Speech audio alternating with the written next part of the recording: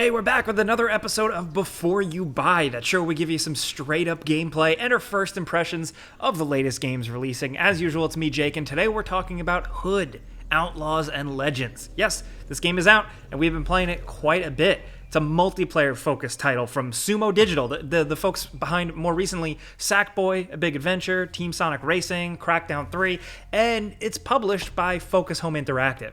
It's available for all the major platforms, and it's usually around $30 in the United States. Between the gang of us playing here for the last few days, most of this footage is captured on PC, just so you know. Now, this is a really interesting title because of the on-paper description. It's a competitive PvPvE, or players versus enemies, scenario set in like a dark, reimagined Robin Hood-esque universe, and there's a stealth emphasis, almost at first kind of resembling a bit of the good old classic Assassin's Creed competitive multiplayer days. Yeah, do you remember that mode? It wasn't a big thing for like mainstream audiences, but some people really stuck with it and enjoyed it. So in Hood, matches play out like heists. You're dropped in a pretty large map, usually consisting of like a castle or a stronghold in the middle, and it's up to you to sneak around, kill some, AI-controlled enemies in your way, or sneak around them, or lure them away by tossing a rock and coordinating with your other teammates, and find the big brute sheriff that is stomping around, kind of like Mr. X style.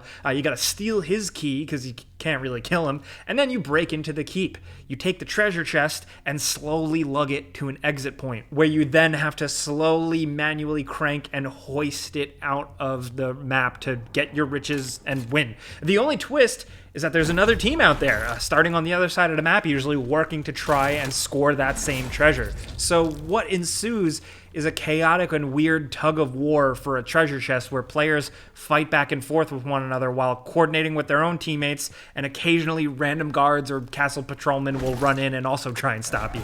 So the concept sounds awesome, right? Well, personally, I think it's a bit mixed. I really, and this is just my personal opinion, I didn't jive with it too much. Despite, I love a lot of multiplayer games, and even weird creative ones like this, I'm not the biggest fan. But I can tell why some people are enjoying it, and I could also see a stronger version of this game down the line with some fixes and some additions, because the concept is brilliant, and it can be nice and challenging and satisfying when it goes smoothly. First, teams are 4 versus 4. You can choose one of 4 characters, all spin-offs of the classic Robin Hood characters. So there's John, the heavy, who is basically Little John from the tale.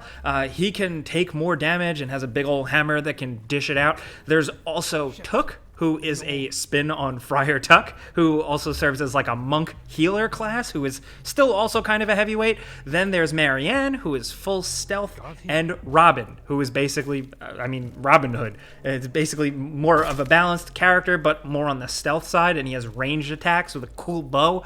You can, interestingly enough, play as a team of all Robins or all Johns, or like there can be multiples if you really want. Anyone can be anyone, and you square up against a team of 4 of that exact same type of characters. Now, rounds typically start off quiet. You're going to want to creep around and find the key before the other team does, and not alert anyone, because if you do, some gates are temporarily shut, which could potentially slow you down while the other team gets ahead. It's a really cool way of emphasizing stealth. The second half of matches kind of always lose it, but it's a good way to incentivize people to play the game, not just like how any other multiplayer game with optional stealth works. No one does it. No, here, if you get a good team, the stealth can be simple and pretty satisfying. Hide in bushes, distract a guard, stealth kill him from behind, headshot that tower guard with an arrow, that kind of stuff.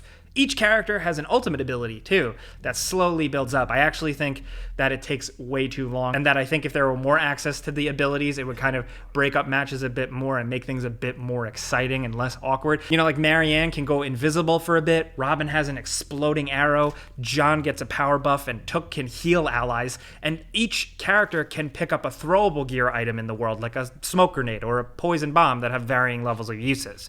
There's also capture points that the team can steal, that are essentially places that allow you to respawn in closer to your goals rather than way out at the start of the map. Sometimes having these can be absolutely crucial. Now, towards the end of a match, once you get down to the point where you have to crank up the treasure chest on the rope thing, things can get really chaotic because you're all trying to do that at once and get it to the escape route. And then when you do, either team can use that hoist to bring it out and win.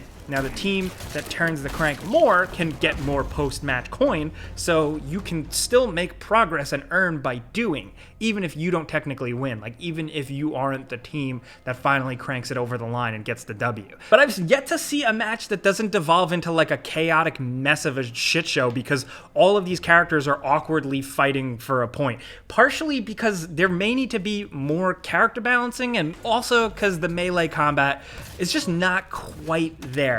There's a dodge or a block parry depending on who you are, and a heavy attack, and there is an emphasis on like deliberate and more real type slower stuff with the small stamina bar and only a few hits you can take. So in theory that's great, but it kind of results in a lot of dying, spawning, running back to the end point, getting killed again, and running back.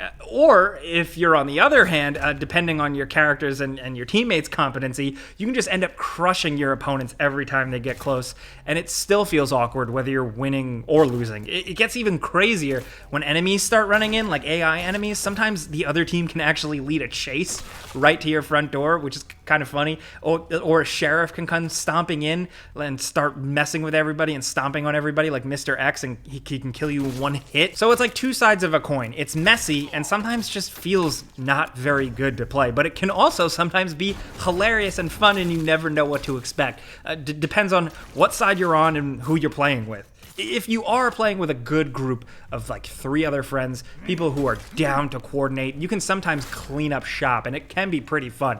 This is such an overused phrase, and I've said it in a lot of multiplayer videos, but I really, really mean it here. Hood is way better with a group of friends.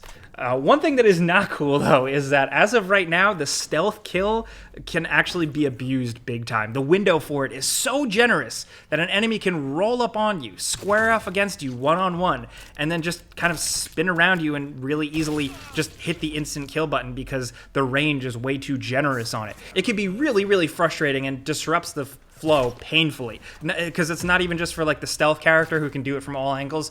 Anyone can overuse this and basically exploit it. That being said, like, I'll be honest, I learned to do it pretty quickly, so you end up fighting fire with fire. I did it back. It's kind of funny, but I still think the devs are listening, because that's been one of the bigger complaints, so I do expect that to be fixed, along with a couple of other weird bugs, seemingly inconsistent fall damage, and just combat that, like I said, feels almost but not quite.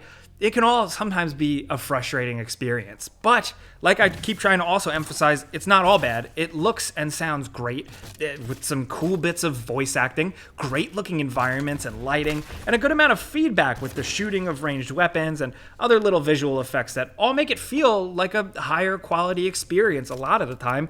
But hey, with all that stuff, you also get a home base to hop back into between matches. Here, you can group up with friends, you can enter matchmaking and mess with the economy stuff, because you level up your individual characters the more you use them, but then you can use money at the outpost to buy new and improved weapons and cool cosmetic skins for your character and stuff. You can also equip new perks that you unlock.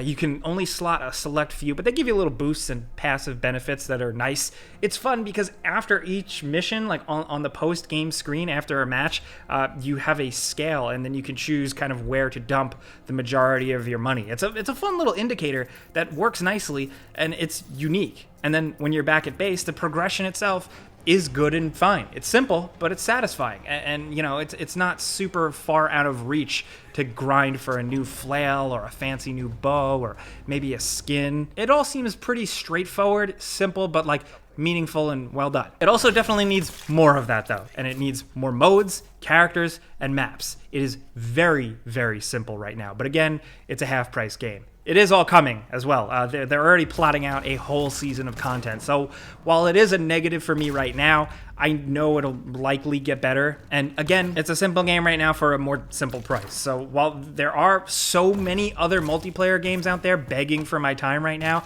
I know as much as I'm not the biggest fan of this right now, I will revisit Hood when it's updated. I can't write it off because the concept is so cool. I just want some tweaks, you know, fix a couple of weird exploits, make the stealth even more important, somehow make the combat a bit more satisfying and less like a weird mess, because it's almost there for me. And of course, also just some modes and variation and more stuff. But that's all. So Hood, Outlaws and Legends is definitely something you should look into deeply before you buy, because as much as I'm not the biggest fan of it, it's not all for like technical or critical reasons. There's a couple of annoying things, but they may bother you less. I've talked to a lot of people so far that have really enjoyed it, especially for the price point. But every player is different. Every player has a different level of tolerance for price point and everything. So I'm just kind of presenting things here, and it's up for you to decide, dude. So you might like it, you might not. But I do commend the developers for trying something a bit different, and I'm still really looking forward to seeing if a following embraces it and if it goes even further. But of course, that's a before you buy. I give you some pros, some cons, and some personal opinion, of course. So now I want to hear yours down in the comments. Let me know if you've been playing this game. Let me know if you think I'm completely wrong and now you hate me and you're never going to watch another video again. Let me know what your favorite character is to play as. I mean, I like Robin, but that's because I like the feel of the range. I think it's like the most effective combat feel in the game. Let's talk about anything Hood, Outlaws, and Legends down in the comments. If we helped you out or informed you a little bit, clicking the like button is the best way you can help us out. And if you're new, consider subscribing and hitting that notification bell, because we put out videos every single day. But hey, as always, thanks for watching, and we'll see you guys next time.